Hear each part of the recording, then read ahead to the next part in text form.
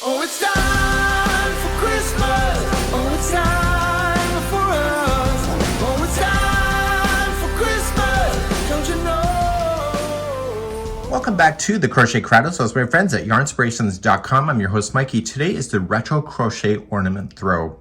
Today, I'm going to be focusing on just the motif, and here is the breakdown of all the colors, all the way from A to I. Here are the colors in Red Heart Super Saver, and you'll need 2 balls of each one of these colors in order to play with this particular example. This blanket is 45 inches by 55 inches long, and you're going to be using a 5.5mm size I crochet hook today. The colors are really subjective to what you prefer, but consistency I think is key when it comes to this. And when you're looking at the blanket as a whole, you can see that the white here is the consistent things that join, and the rest of it can be really fun color play. All the color breakdown is available to you, so you can see here is that you can make the ornament number 1 using color B, E, and D, ornament 2, C, B, and E, and etc. And you can make the whole list, or you can go it on your own and do it any way that you want to. So today, I'm going to show you how to make this. Now, when you join yarn, you end up with a little lumpy thing right here. I'm going to show you how to avoid that in today's tutorial. There's only a total of 5 rows, but if I was to do this and you weren't watching me, which I did do, is that I would do all the first color first, put it aside, and then come back and do all the whites then, or whatever this section is going to be if you're going to change it out to different colors, and then come back and do the final 2 rows or 2 rounds, and therefore it's easier to remember. I also have a crochet diagram available for you to be able to follow this along in order to go your way all the way around. Once I did a few of these though, I was able to put it into my head so that it was a lot easier to do, and I was able to make notes for myself to make it easier for me to follow, which I will demonstrate today. The video chapters that is in the video description, you're going to notice will have time markers for rounds number 1, 2, 3, 4, and 5. And so you'll be able to use those time markers to come back and just to replay right from the very beginning of those particular rounds so that you can understand it even more and quickly go through the videos. Without further ado, let's begin round number 1 with whatever color you decided to go with today. As we begin today, I'm going to be demonstrating some techniques that may not be written on the pattern, so it's just my experience showing. So we're going to start with a slip knot to begin. Don't waste a lot of yarn, so don't make the yarn really long for a tail here. And you're going to chain 4. 1, 2, 3, 4, and slip stitch to the beginning chain, going in and through, and just pull. Now this tail end, I want you to wrap it around the ring when you're ready for round number 1 and get that stuck up underneath the ring. Therefore you won't have to use a tapestry needle to sew it into position. Let's begin round number 1. In round number 1, we are going to chain 3 and then do 11 double crochets around. So the chain 3 counts as a double crochet, but I'm going to show you a cheating technique through experience. If you chain just 1, and then just open up the ring that you have and place in 11 double crochets, the chain 1 helps you to build it up, and therefore you'll have a very consistent looking center versus having 1 double crochet that is actually represented by a chain 3. So this is 2 double crochet and 3, and wrap that tail so that it gets stuck around the ring. So I have 3, we have 4, 5, 6, 7, 8, 9, 10, 11, and 12. And before you fasten to the, or slip stitch to the first one, make sure that you can count 12. So 1, 2, so you can count the top. So 1, 2, 3, 4, 5, 6, 7, 8, 9, 10, 11, 12. Slip stitch then to the top of the first double crochet or the chain 3, depending on how you did it, and that's be good. If you went over top of the ring, you can just use your scissors, get it out, and cut it right now so that you don't have to worry about it later, and move on to round number 2 using the same color, or you can switch off your colors. You decide what works for you color-wise. Round number 2, you are going to chain 3, so this will count as 1/2 double crochet and a chain 1 space. So 1, 2, 3. Come to this one right here.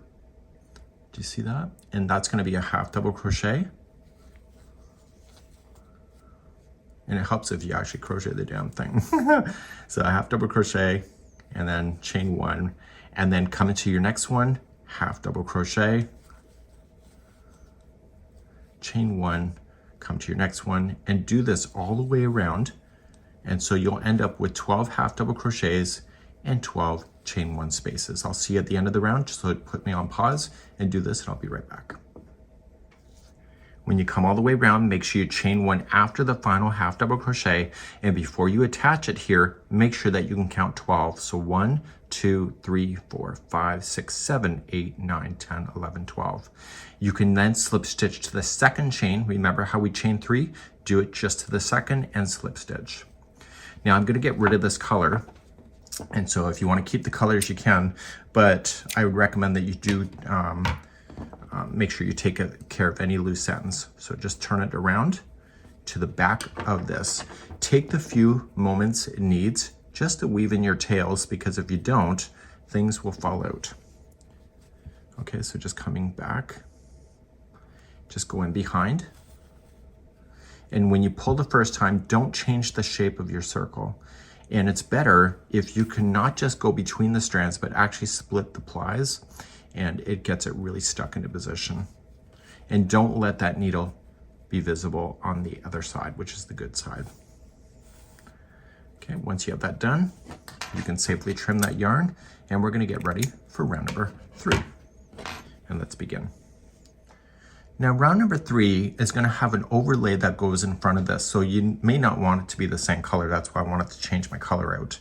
So if I was to do 84 of these, I would, and I wanted the first 2 rows to be the same color, I would do 84 of rounds 1 and 2 and just do any colors that I want to, but make sure I have 84 of these before moving on.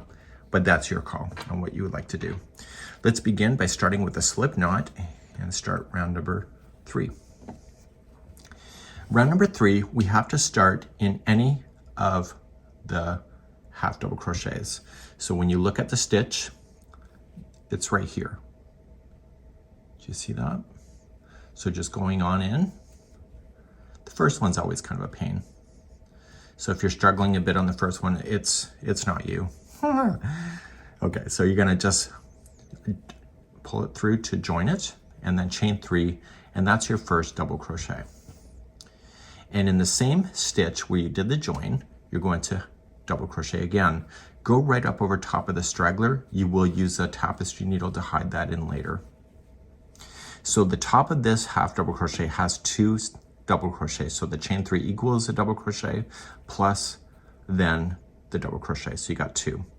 The next stitch is down here. So follow it straight on down, and you were going to just leave this chain 1 space in behind and just pick off this same stitch where this is going into, and you were going to double crochet.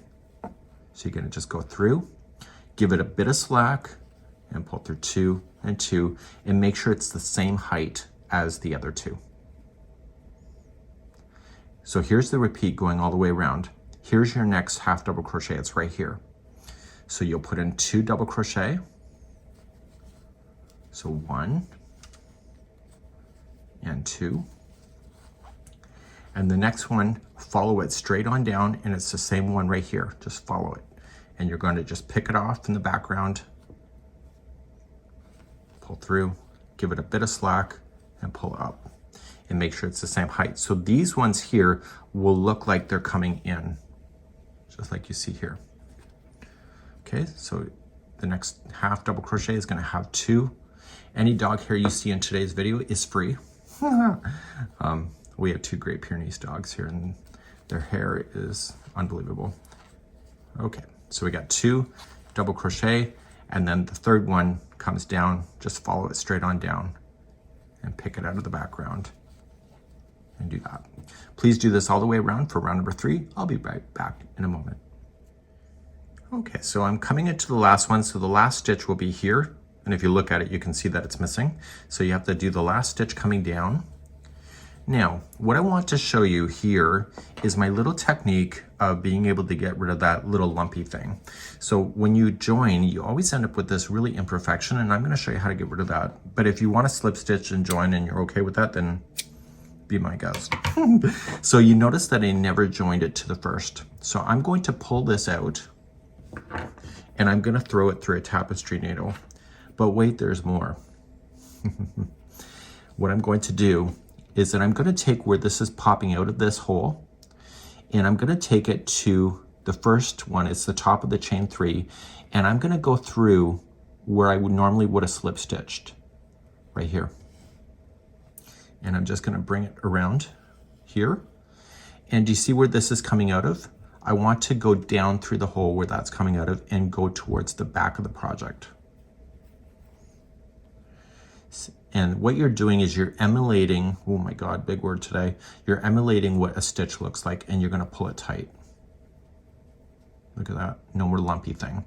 So then you're going to turn it around, and then on the back side, you were just going to weave in your ends, going back and forth, how many times? Yeah, 3 times. You get yourself a cookie today, and make sure that you break apart your plies. You're also going to want to weave in the very first one that you did as well. There's not enough there going over top of that stitch in order for you to be able to hide that in accurately. Oh my God, now I've got cat hair.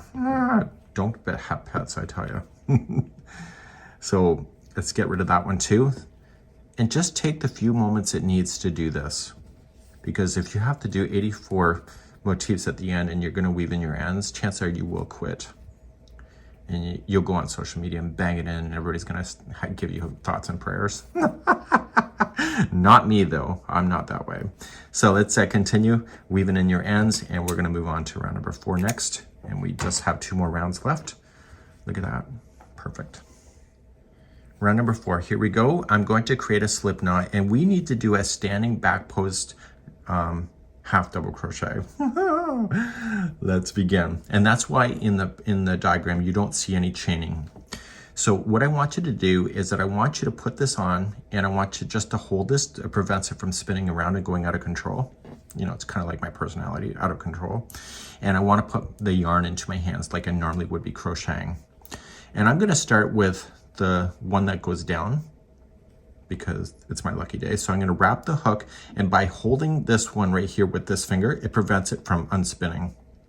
And I want to stick it from behind and around that post that is the double crochet that is going in, and we're doing as a back post.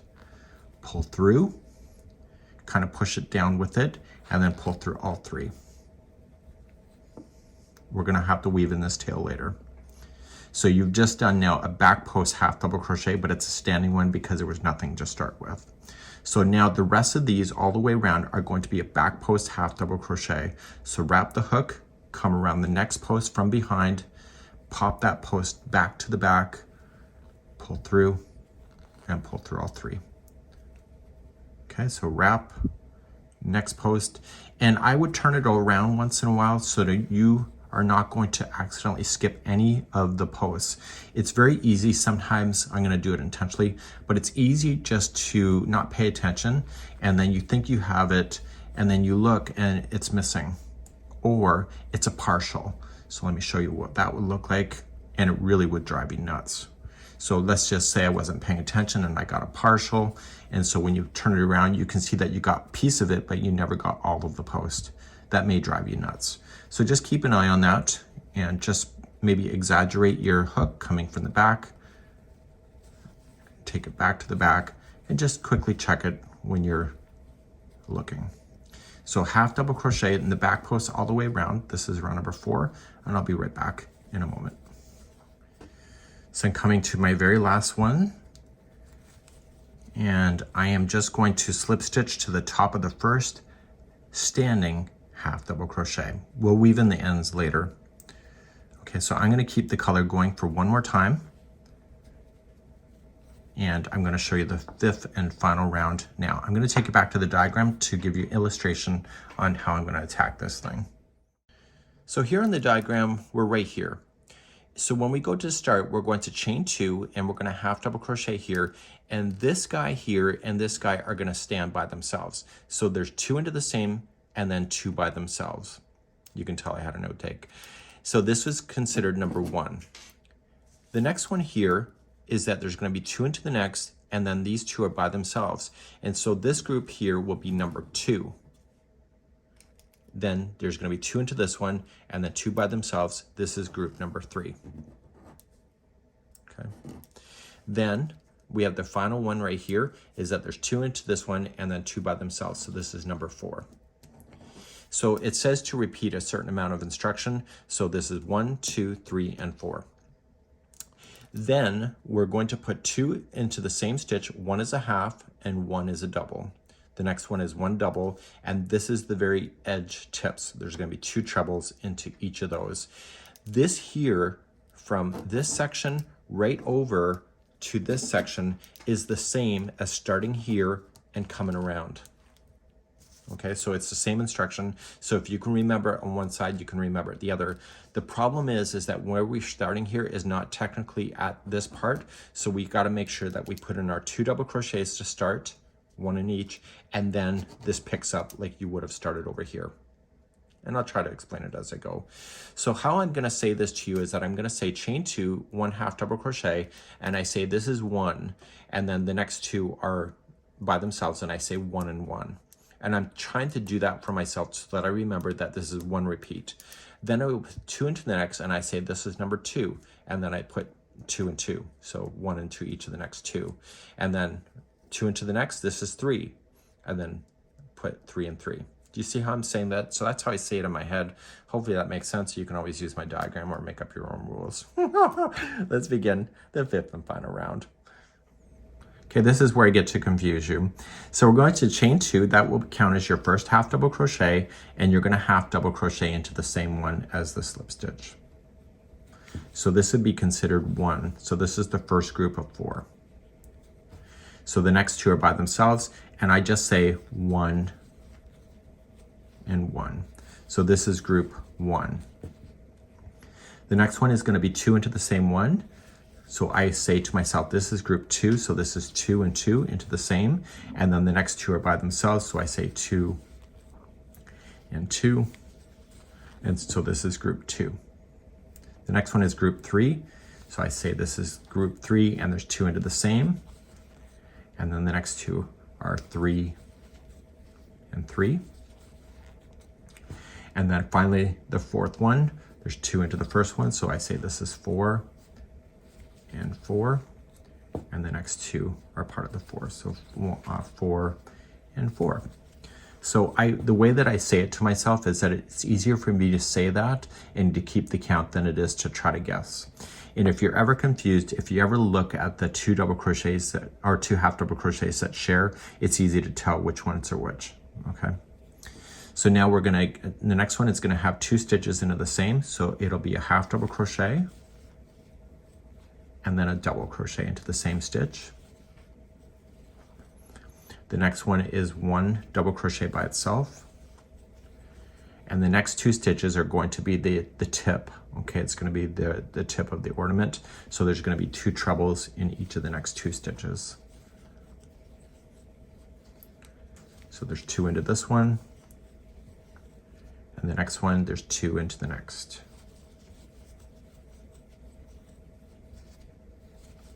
So then we start a fresh side completely. So the next 2 are going to be 1 double crochet each.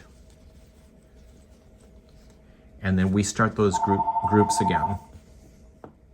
So we start our first group, and it's going to be 2 half double crochets into the same one. So I say 1 and 1 as they share the same one. The next 2 are by themselves. So I say 1 and 1. Okay, the next one is group number 2, so it's gonna share the same one, so 2 into the first, so this is 2 and 2, and then the next 2 are by themselves, so I say this is 2 and 2, so group 2 is done. The next one is group 3, 2 into the first one, so 3 and 3, and the next 2 are by themselves, so this is 3 and 3. And then group number 4 is next, so 2 into the first one. And then the next 2 are by themselves, so this is 4 and 4. The next one is going to be 2 into the same stitch. The first one is a half double crochet, and the next one that's in the same stitch is a double crochet. So are you seeing consistency with the other side? You should be. So then the next one is 1 double crochet by itself, and then the next 2 are each 2 trebles. So this is the very tip of the ornament. So one of the misconceptions that I did when I started this is that I assumed that we were starting on the tip of an ornament, never partially down the side. It actually makes sense. It makes the tips look a little more professionally done. So you should be left with 2 stitches after that's done, which I am. So 1 and 2, that is part of the first one. So 1 and 2, and they're each a double crochet.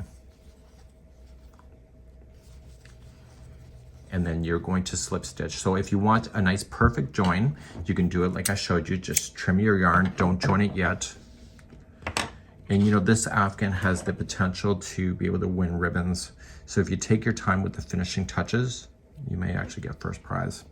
So I'm going to take this yarn and I'm going to drag it through the first chained 2, coming through, and go down the hole where this is coming out of and favor the back side. So just go towards the other side, and you're just going to pull this shut. Just be careful that when you start and you use this as we do the strips, that you don't accidentally pull it so tight that it looks like it's 1 stitch instead of 2. So just make it look consistent, turn it around, and you're just going to weave in the ends how many times? Yeah, it's 3 times.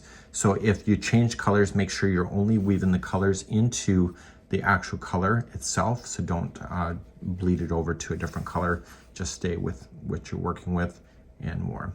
You're also going to want to fasten in this other starting yarn as you go, because if you don't fasten things on, you can end up with 84 of these to be able to fix, but if you fasten it as you go, you're good to go.